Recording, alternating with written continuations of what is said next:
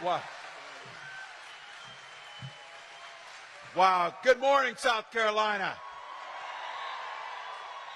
Wow. Wow.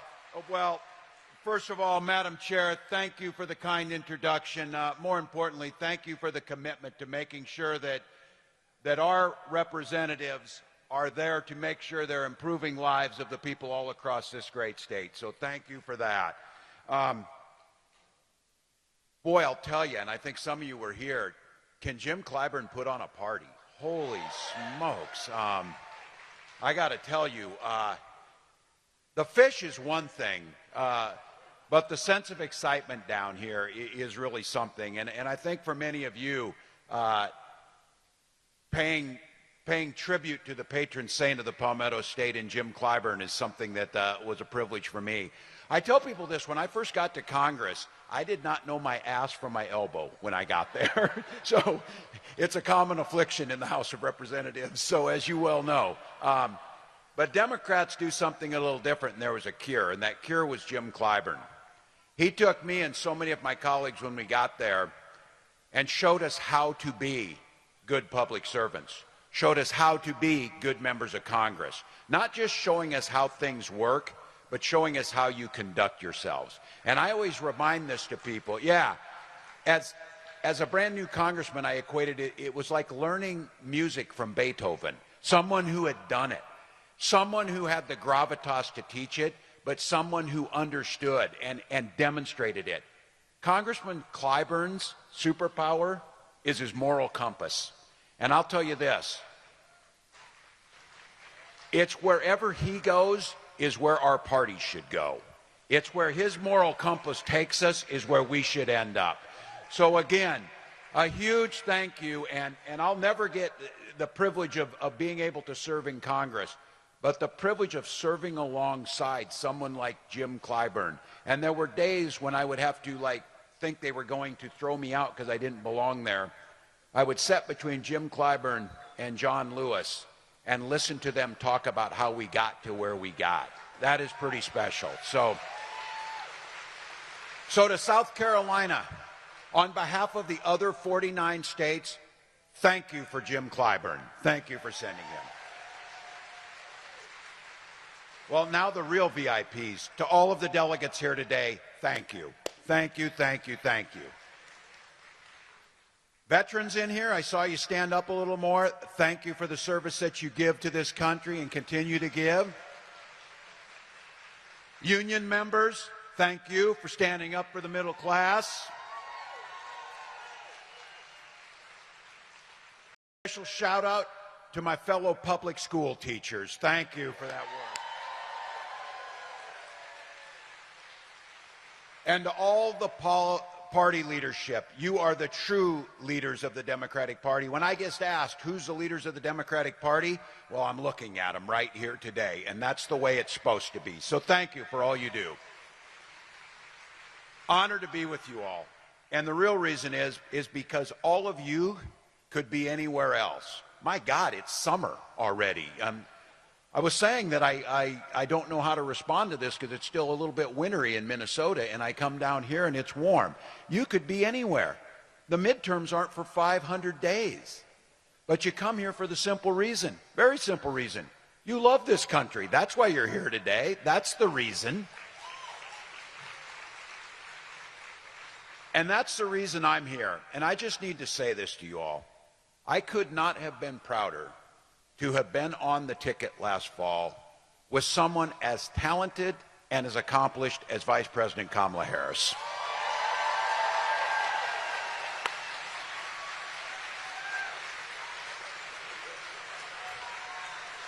We know it, and America knows it, that we are far better off because of her grace, her courage, and her patriotic leadership. And damn it, I would love to turn on the TV and see her instead of what we see every day.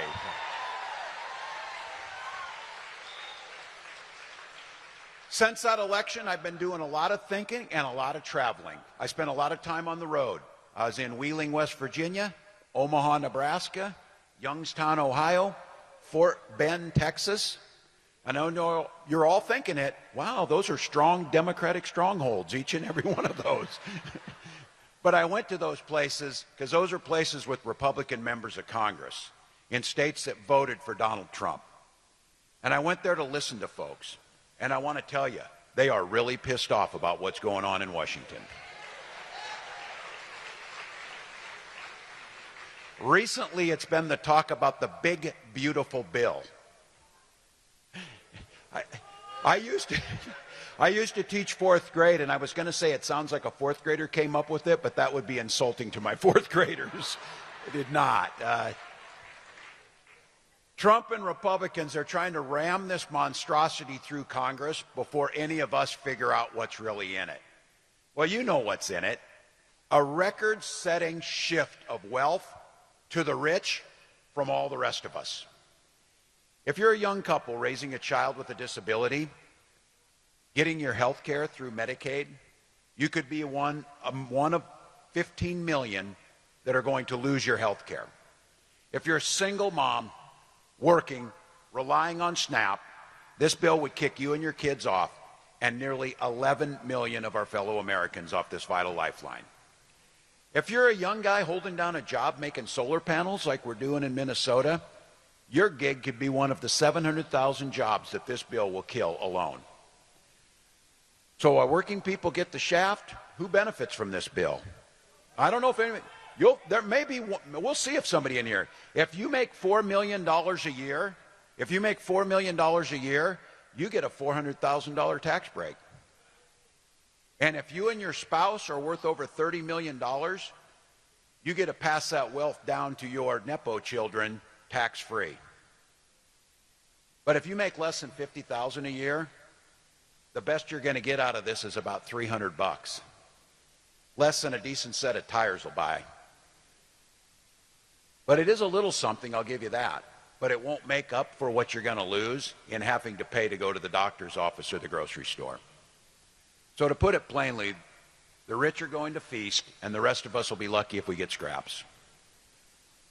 13 million kids will be kicked off free school lunch. Those kids get to go to school hungry.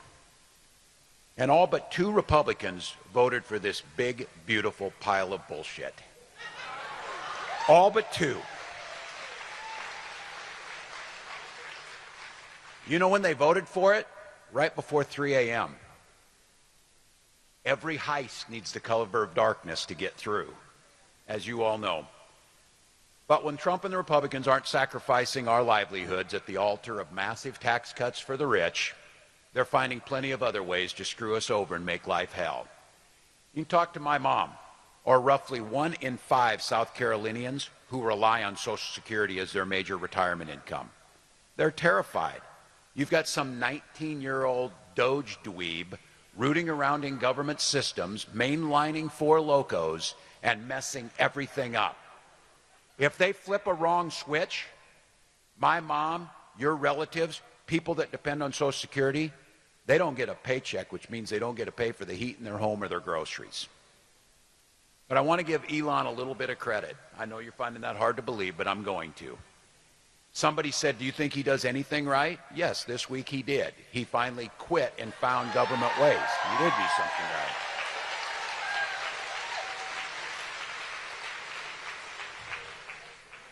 Isn't it funny that they want to drug test SNAP recipients, but not that dude? Just saying. And I know this one's going to really depress you on a beautiful Saturday morning when you're here. This shit show has only been going on for 4 months. 4 months. But the story of Trump's second term is already clear to all of us. Everything this guy does has 2 motivations. It's either cruelty or corruption. Very simple with this guy. He's not a complicated guy.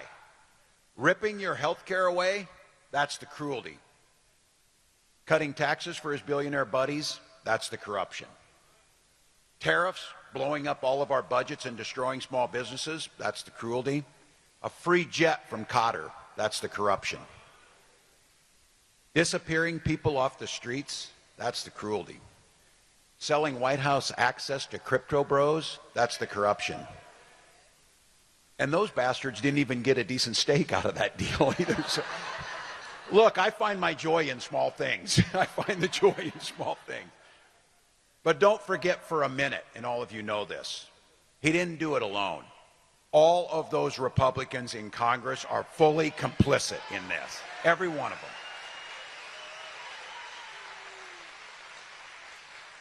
And here's the thing that really gets me, the ones who've tricked the press into calling them moderates.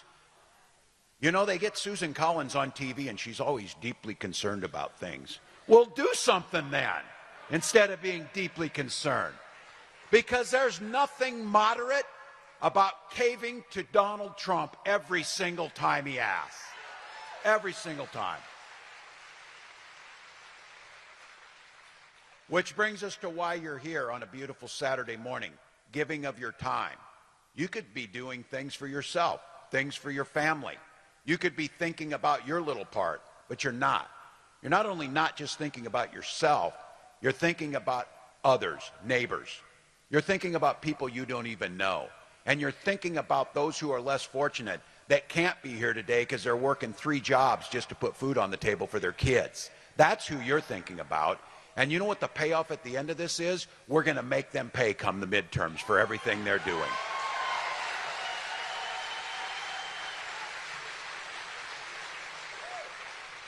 Now look, this is the place where I got to say we got to be honest with ourselves. We're in this mess. We know who Trump is. He told us and he does it every day. But we're in this mess too because we lost our way. We lost our way a bit as a party. And I'll tell you, I get it. All of you sitting there is. This dude's the last guy I want to tell us about we lost our way. You're the guy who lost. But I'll tell you what, none of us can afford to shy away right now from asking the hard questions and doing the things we need to do to fix it so that we win elections. It's when we lose elections, people's lives are put at risk. This is not a game. This is not yay, yay, our team wins. This is people's lives at stake. So here's what I've come to terms with. Here's what I've come to terms with. The party that was there to lift my family up when my dad dies and my mom's got 2 kids staying at home. The Democratic Party that was the party of the working class, we lost a big chunk of the working class in this last election. And the thing that bothers me to no end and drives me to do something about it, we didn't just lose the working class, we lost the working class to a billionaire who gives tax cuts to other billionaires. This last election, you could hear the primal scream of folks. Working class folks were in pain. They were yelling from the top of their lungs, do something. Do something. The system's not fair. You can't own a home. I can't get health care. I'm worried about my kids. I'm worried about gun violence. And for all of the boneheaded, self-serving, despicable crap that Donald Trump does, that guy knows how to sniff out a problem. And he puts on one hell of a show pretending that he cares about those people. Now look, I hear a version of this everywhere I go. You know this. You've heard it. Well, I don't really like Trump, and I don't know if he's right. I don't even know if he's doing is going to make a difference, but damn it, he's willing to shake things up and give it a try. You hear it.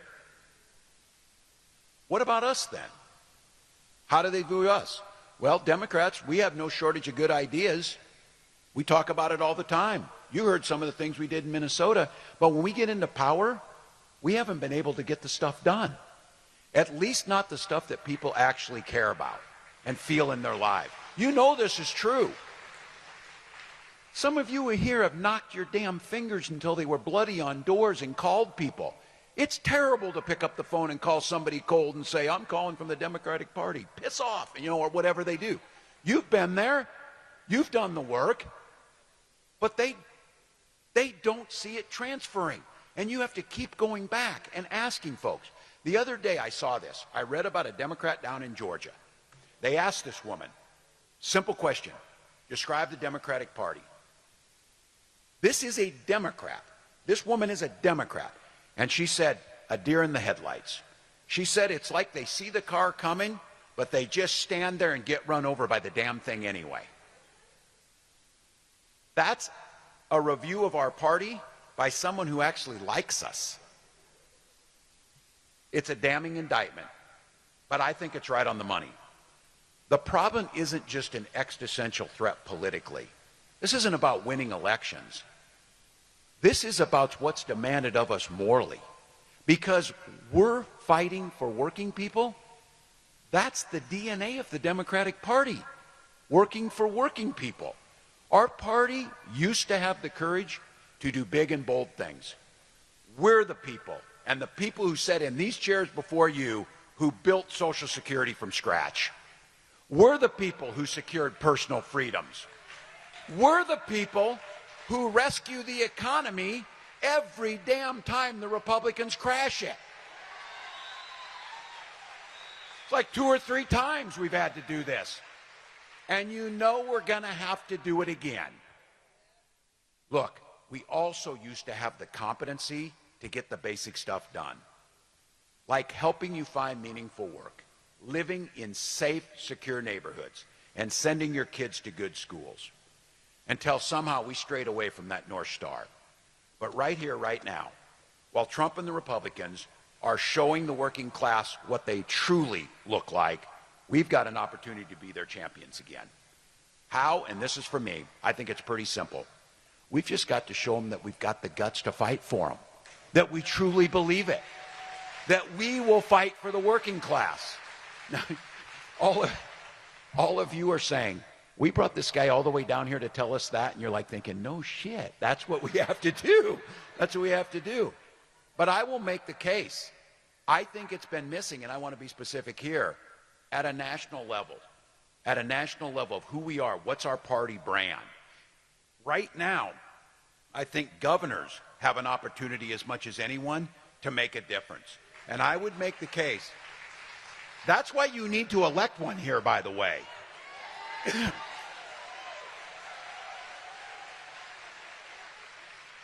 You know, there's a program with your tax dollars that you can feed hungry children in the summer with a summer nutrition program. And you got governors like right here that say, we don't want that money. We don't want to turn it away. We don't want to expand it. Or Medicaid. You can expand Medicaid coverage. Don't want to expand Medicaid coverage. In Minnesota, though, I think we've got a little different proof plan. Now, you may have heard us. We talk about this a lot. In Minnesota, we are not the Democratic Party. We're the Democratic Farmer Labor Party. We're 2 parties that came together. There's a reason for that. We know who we work for in Minnesota. And we also know that those are folks, whether it's labor or ag or middle class folks, that you need to get the job done. So look, I was just mentioning to some of your senators this morning that we were talking together. You think of Minnesota as being a blue state? Oh, my. We are a purple state. From 1990 to 2010, we didn't have a Democratic governor. It was all Republicans. When I got elected in 2018, that was the first time in our state's history we ever had back-to-back Democratic governors. We'd never done it before. And when we took full power in 2022, where we had the House and the Senate and the governor's office, we had a 1-seat majority, 1 seat in the Senate. And what I said when we all got together the day after the election was, we don't win these elections to bank that political capital so that we can run again and win again. We burn this capital as fast as we can to improve people's lives, every bit of it. And I said, we get everything done, we can go home and do something else and sit up here and argue about politics all the time, because I don't know about you. I enjoy being here and everything, but I wouldn't mind mowing my yard or golfing or doing something else. But it requires us to be here. So I said, let's get to work. And the first thing we did was we created the nation's biggest child tax credit, cutting childhood poverty by 1/3 and making Minnesota having the lowest childhood poverty rate in the country. In Minnesota, if you or someone in your family gets sick, or you have a child, or you need to have something done, you get 12 full weeks of paid family and medical leave for the work to be able to do that. And I taught school for a couple decades, and I'll tell you what, the saddest damn thing in the world was to see a kid come in, put their number into the machine, and see they had no money in their lunch account, and see them turn them around. So in Minnesota, we don't ask you to fill out any damn paperwork or say anything. Every kid who walks through the door of the school gets free breakfast and free lunch every single day. Every day.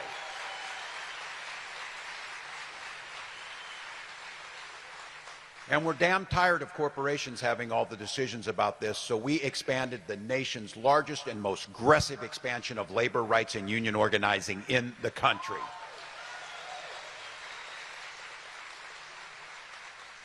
We invested in manufacturing. We are home to the per capita highest number of Fortune 500 companies, and we have the longest longevity of new company startups of any place in the country. We made the largest investments in our public schools, and we are now at a 30-year low of driving down violent crime across our state. So you get a tax credit. Your kids can go to school in a good school with teachers being paid a fair wage and eat a fair meal. You can get health care coverage. If you get sick, you get paid family and medical leave. Your kids don't get shot dead in the classrooms, and as they shouldn't. And all of those things happened because we went from being in the minority to being in the majority by one vote, and we had a governor who was willing to sign those things into law, and guess what happened? People saw their lives improve, more money in their pocket, the middle class being in charge, and labor unions expanded. Those were things that the working class cared about. And guess what? If you do those things, they'll vote for you the next time. They will come back and do the work. So every day, we're proving what's possible is instead of Trump's cruelty and corruption, we focus on courage and competency. Have the courage to vote for those things. Have the courage to stand up and do what's right. Have the courage to not worry about if you get reelected as long as it improves someone's life, and get the things done. Embrace the big things, sweat the little things, and we're not afraid. I'm not afraid to reach across and work with Republicans, but I'm also not afraid to stand up and say there's no way in hell that we are compromising on basic human rights and basic personal freedoms. So now, we're one of the friendliest states to start a business in. So Democrats, get this. You can stand up for working people. You can stand up for labor unions. You can stand up for fair wage. You can stand up for the idea that health care is a human right. But you can also be, because all of those things make businesses healthier, make the economy healthier, make businesses grow. We're the party of business. We're the party of the economy. We're the party that grows personal wealth. And I'll tell you what, we're also one of the freest states in the country where you make your decisions. We trust you. We're no damn nanny state that tells you what to read and who you sleep with and whatever else you do. Those are your decisions. Those are your decisions. And in the surveys that come out, there's two that I'm really proud of. We were recently ranked the best place to have a child in the country, from health care to the things that we have. And I'll tell you what, this one, we dropped to second in this category, and we got a little more work to do, but I think this matters. When they rate all the 50 states, Minnesota ranks second in happiness. We are the second happiest state. And it's cold as hell, too, and we're still happy. No such thing as bad weather, just bad clothing. The reason I'll settle for second is Hawaii's first, so they're happy as heck. Look, I left a public school classroom at age 41 to run for public office for that very simple reason all of you are here, to fight for working families just like my own. Now, there's those that doubted us, but I'll tell you what. I ran in a district, by the way, I didn't know this. I'm glad I didn't know it. There had only been one other Democrat since 1892 in that congressional district. I know, and you know how it goes. You see this, oh, we can't put money in South Carolina, that's a red state. And I said last night, and I'll say it today, it doesn't look very red to me. It looks pretty blue. Looks pretty blue. Said we couldn't win because we didn't have any experience. You're going to watch candidates come up here and say, I don't know, but I'm running for office, and they'll tell you their name and they're going to do it. Support them. Help them out. What are we going to do? You ever see these races where we don't even run anybody? Look, we got them in Minnesota, trust me. We got these people who I don't know how they get elected, but I don't know South Carolina. This Nancy Mace thing is really something to me. I'm saying it. But just think about it. In 500 days, we work hard, we get somebody up here. She's got to answer for the damage she's done to people. And then you won't see her on TV anymore again, and you'll see someone else. And to the teachers out here, I'm going to encourage you this. You have to listen to people tell you that, oh, I don't know, you're overpaid, you only work 9 months out of the year. You know this. One of the reasons I ran for office, too, was I was sick and tired of people beating up on public servants, like our police and like our firefighters and like our teachers and like our nurses. Look, none of us expected to get rich doing those jobs, but we didn't take a damn oath of poverty to do it. So you pay them. You pay them. And guess what happens when you do that? You get really good people who can afford to buy a house and raise their family, and they serve the rest of us. And the thing is for all of you out there, and I'm speaking to you public school teachers, this is one thing I learned when they told us we weren't going to do this. Just don't ever underestimate a public school teacher. They're pretty damn tough. They're a pretty damn tough group of folks. So look, it's a bit old school in this, and I'm doing some soul searching, and I was the guy who was there during this last one, but I'm convinced there's an appetite out there for this style of governing. This idea of competency, this idea of compassion, this idea of being able to get things done. When you poll people, they love our policies, but they can't love those policies if we don't enact them. And if we don't elect Democrats, we don't get a chance to do it. So this is not a chicken and the egg type of thing. You need to elect people who are in it for the right reasons, who want to improve people's lives, who are willing to do the work, and build the coalition behind them with a strong party unit, strong county units, strong Democratic infrastructure to get those folks word. And look, the thing we have to do is we have to get past this thing. That I saw recently that apparently the Democrats got together and hired a bunch of people, and they went with the hotel to discuss how we could best message to people, how we could come up with, calibrate our words that we're using. That's how we got into this damn mess. Because we're really cautious. And look, I know all of you in here, we say stuff like, oh, we have, because we believe it. And we're kind people and compassionate. We have to fight food insecurity. You're right. But just say we have to fight kids going hungry in the richest country in the world. Just tell people where they're at. And don't be afraid, and stay away from the poll-tested things that are out there, because what Republicans understood is they identified the problem with people, and they got people thinking that they were with them, like Donald Trump. What the hell does he know about somebody in South Carolina struggling to make ends meet? Almost nothing. But people believe that. Because what I have to think about is we've got to have people know that we're actually listening to them, that we're actually hearing what they're saying. And then I'm just going to say this because it seems so simple, and I don't see it. We've got to show the guts that we're willing to. I feel like there's folks that aren't willing to say the things necessary because they might be worried they might not get reelected if they say that. I'm not going to say that, and I don't think any of us can. I'm getting called out on this because I called Donald Trump a wannabe dictator. It's because he is. It's because he is. Oh, the governor's being mean, and the governor's speaking out on that. Well, maybe it's time for us to be a little meaner. Maybe it's time for us to be a little more fierce. Because we have to ferociously push back on this. And again, I'll speak to my teacher colleagues in here. The thing that bothers a teacher more than anything is to watch a bully, to watch this bully and to stop it. And when it's a child, you talk to them and you tell them why bullying's wrong. But when it's adult like Donald Trump, you bully the shit out of him back. You push back. You make sure they know it's not there. Because at heart, at heart, this is a weak, cruel man that takes it out and punches down on people. What they don't want to do is stand toe-to-toe and punch back with someone who's calling them out for what they do, who's being there. And for Democrats, here's what we need to know. You need to embrace this. We win hearts and minds.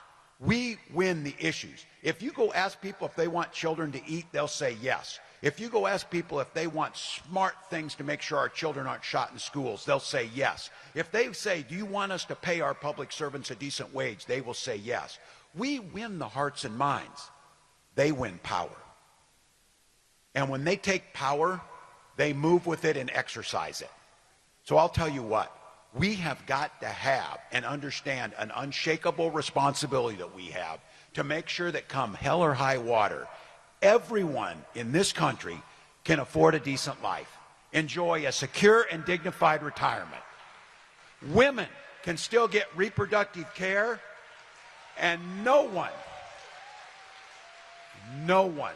regardless of their status, goes without due process and the rights to rule of law.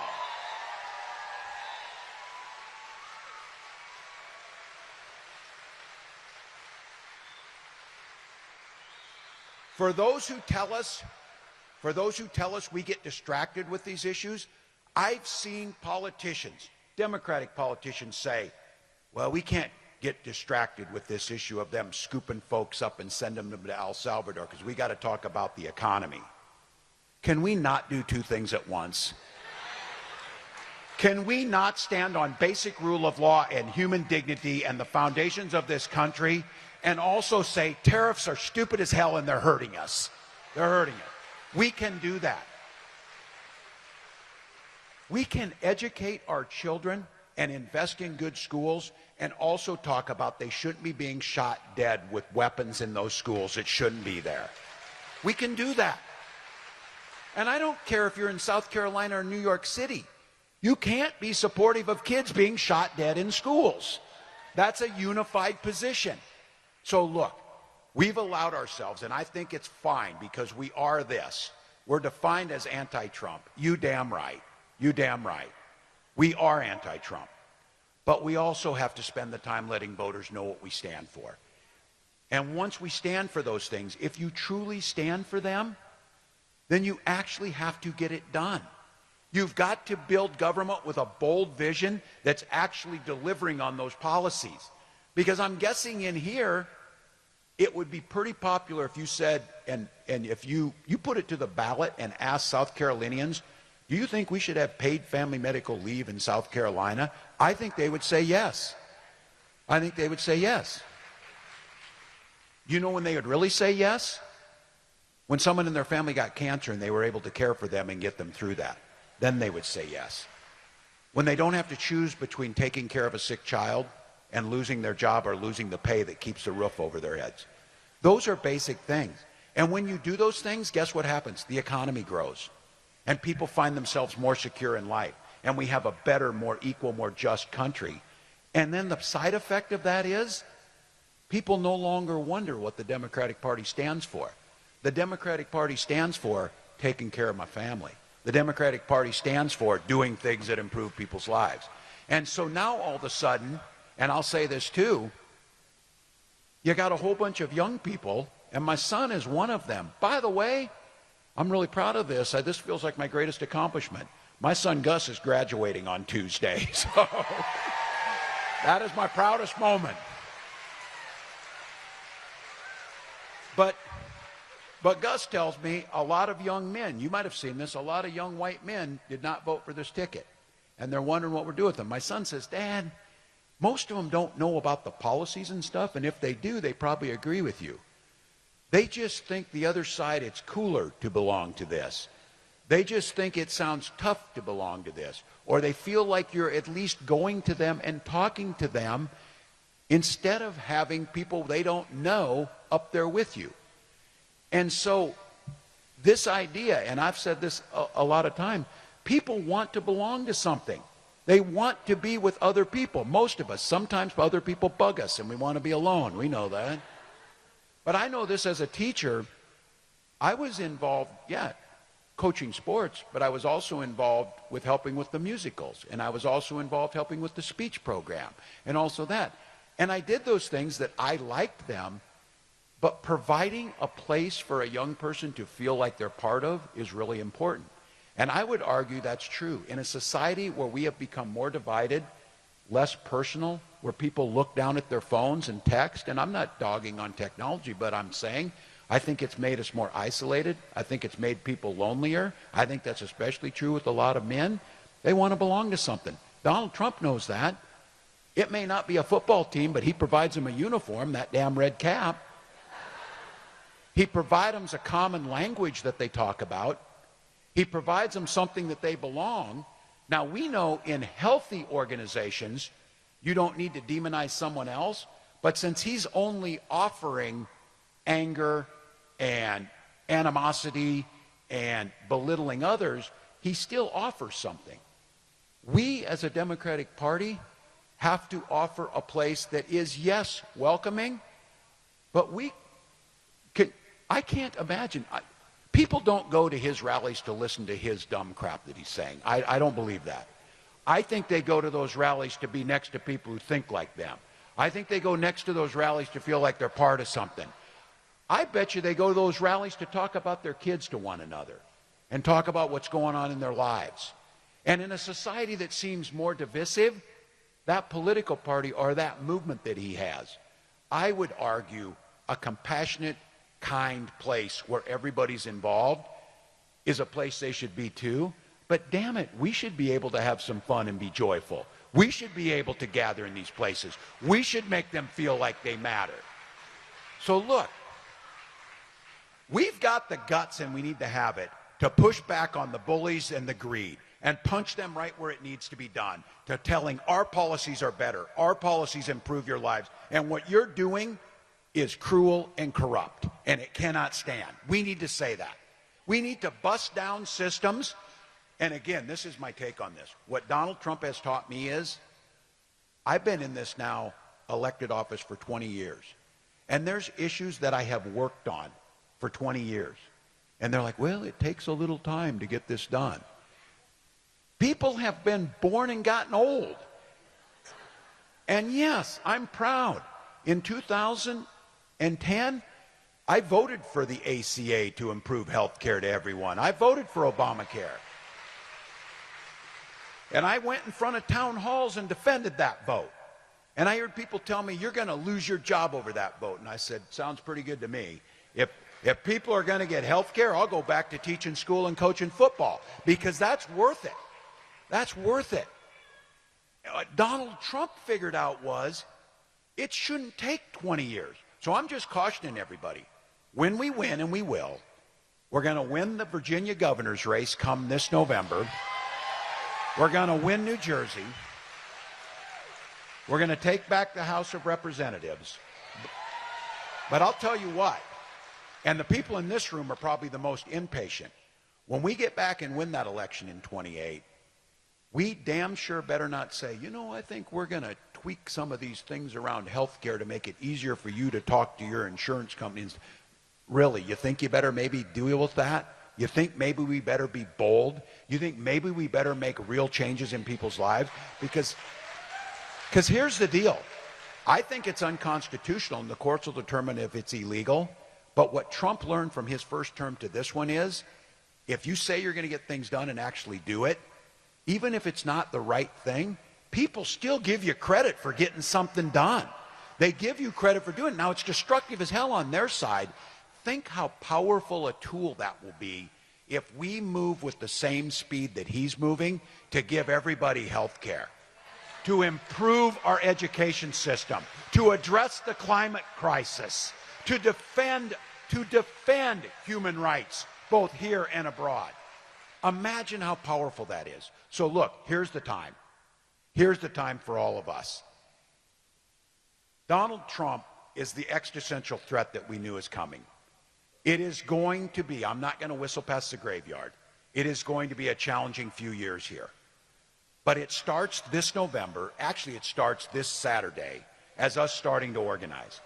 Donald Trump ran for president for 4 years after he got beat in 2020. The Republican Party ran for 4 years. Their school board members ran for 4 years. All of those things were happening. And what I know about our party is we know how to work. We're people with grit and resilience. We know how to get things done. We're used to getting the shaft. We're used to being on the short end of things. It's who we are. But when we do that, and when we know what we have, this is a moment. This is a moment not just to win an election. This is a moment to transform back to the Democratic Party. When I was growing up,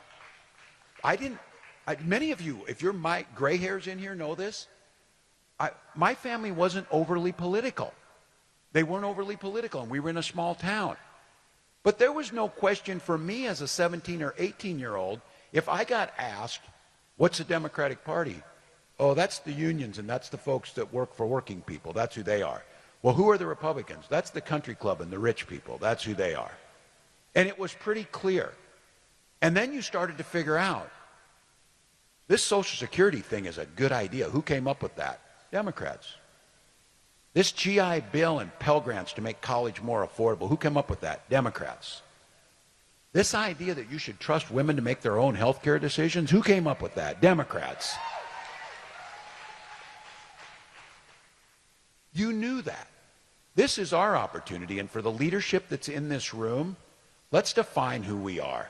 Let's define it with a fierce defense of those who can't defend themselves against a bully.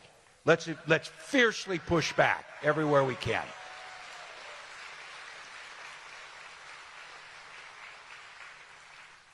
And then let's decide. We're not retreating from that fight. We won't retreat from that fight, but we can simultaneously decide to let people know the issues we were told not to touch because they're too big and they're too bold. It was those big, bold things that solidified Democratic control for decades. It was those big, bold ideas that let us win elections. But that was the means to the end.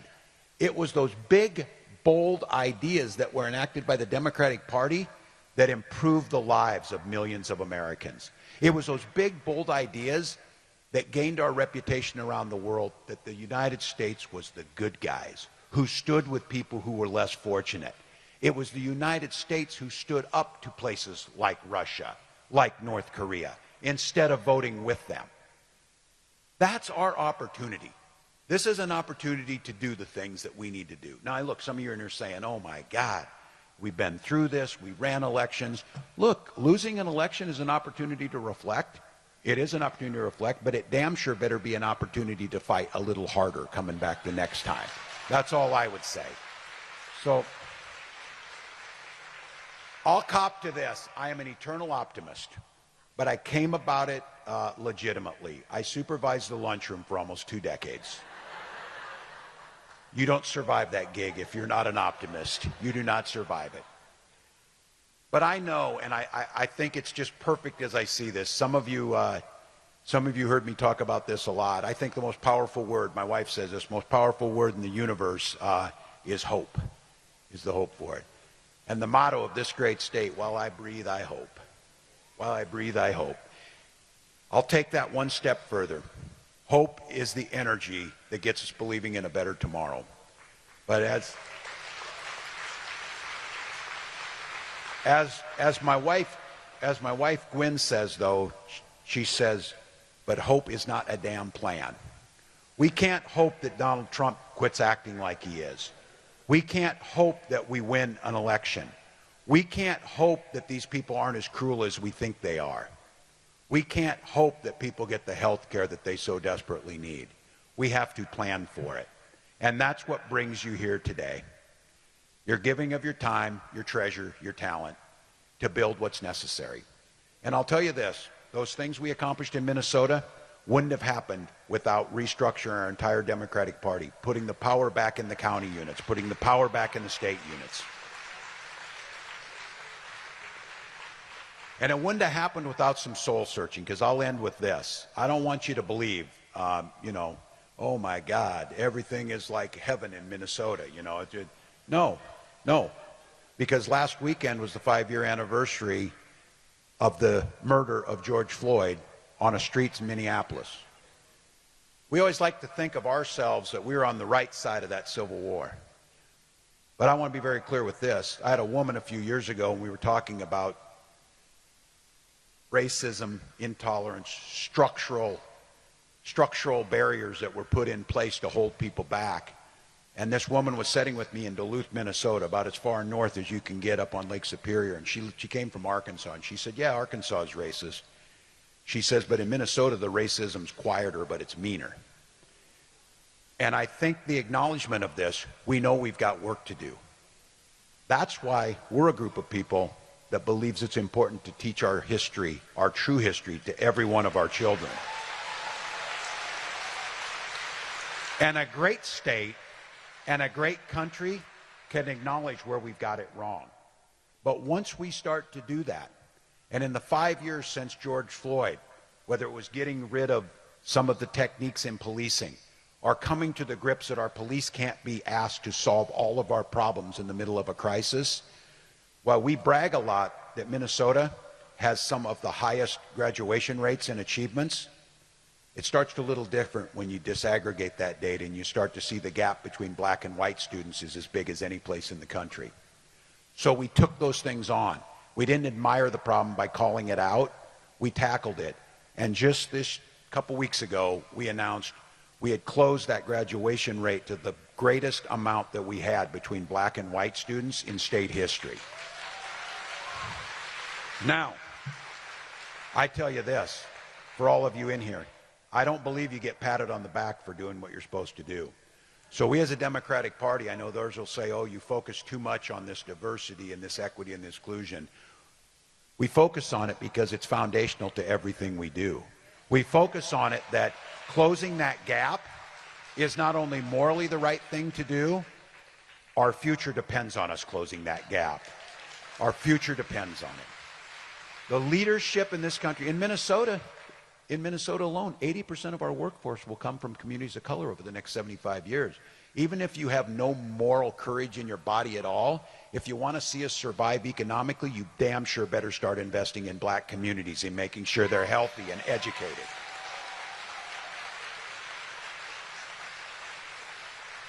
So to all of you, the work's in front of us. It's not going to be easy. We're facing a pretty unprecedented time in our history, but what comes with that is the privilege. We get to be part of that fight. When the story is written of what happened during this time period, they will scarcely believe that this country chose Donald Trump over Kamala Harris. But they did. But the real story that will be written is, how did we respond after that election? How did we respond to the challenges? And it starts with an individual, and it gets bigger and bigger. So here we are in one of the reddest states, according to that stupid map that you'll find, with a room full of people who care about their neighbors, a room full of people who's willing to take the good, the bad, the ugly, the warts, and the highest achievements we've had as a country and recognize that this towards a more perfect union is still going on. We're not there. But each and every one of us get the chance to do something about it. So on behalf of my family and my children and my future grandchildren, let's hope, thank you all. Thank you for caring enough about this country. Thank you for taking time out of your lives. Thank you for showing this. And I will leave you with this, that in states that are either purple or blue, nothing inspires us more than to see progressive Democrats fighting in the reddest counties, in the places that are most red. Because that takes courage. That's where change happens, and that's where South Carolina will make a difference. Thank you all for having me. Keep up the fight. We'll see you soon.